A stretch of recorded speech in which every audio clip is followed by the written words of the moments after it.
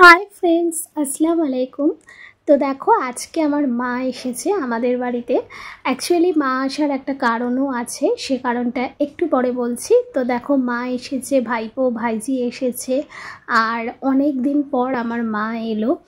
আর আমার মেয়ে তো খুশিতে পাগল, কারণ আমার মেয়ে তার মানে নানির বাড়ির কারককে দেখলে তো পাগল হয়ে যায়।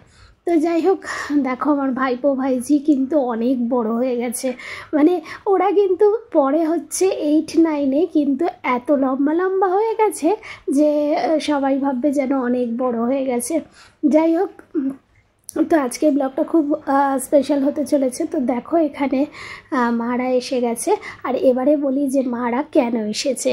এই যে আমার মা এসেছে কারণ আমার শাশুড়ি মার হচ্ছে কি চোখে ছানি অপারেশন হয়েছে, তাই মা বলল তো আমি একটু দেখে আসি। তো এই যে শাশুড়ি মা কালো চশমা পরে আছে। তো দেখতে দেখতে অনেক দিনই হয়ে গেছে অপারেশন হয়েছে, মানে 5-6 দিন তো হবে। তো মা আজকে এসেছে, আসবে আসবে করে দেরি হয়ে গেল। আর এইদিকে দেখো, আমার মেয়ে তো তার দাদাকে পেয়ে খুব খুশি, সারাক্ষণ তার দাদার কাছেই থাকতে চায়। মানে দাদার সাথে দাদা মজা করে, দাদা সারাক্ষণ নিয়ে খেলে, ওই জন্য দাদা দাদা। তো এখানে দেখো, মা একটুও রেস্ট নেয়নি, জাস্ট শাড়িটা খুলেছে, তারপরেই চলে এসেছে আমার কাছে। কারণ মায়েরা হয়তো এরকমই হয়, মানে মা এসে চুপ করে কখনোই বসে থাকতে পারে না, কাজ না, মানে আমার হাতে হাতে একটু সহযোগিতা করে দেয়। তো এইদিকে দেখো, হাঁড়িতে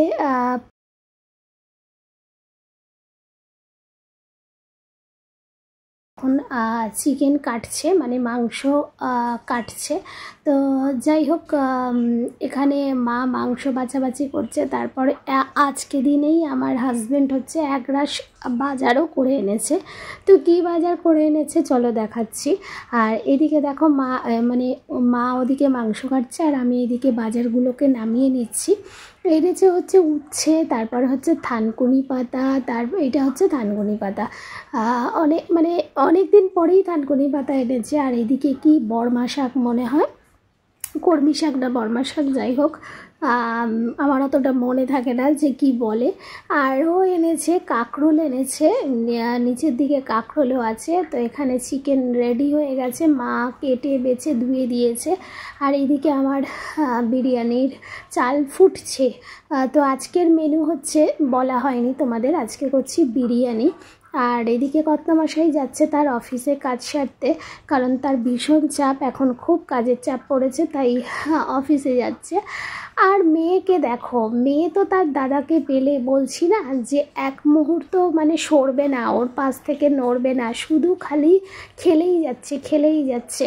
মানে ওকে, আর আমার ভাইপো ওকে এত ভালোবাসে, মানে এত খেলে ওর সাথে যে ও ওকে ছাড়া নড়বে না।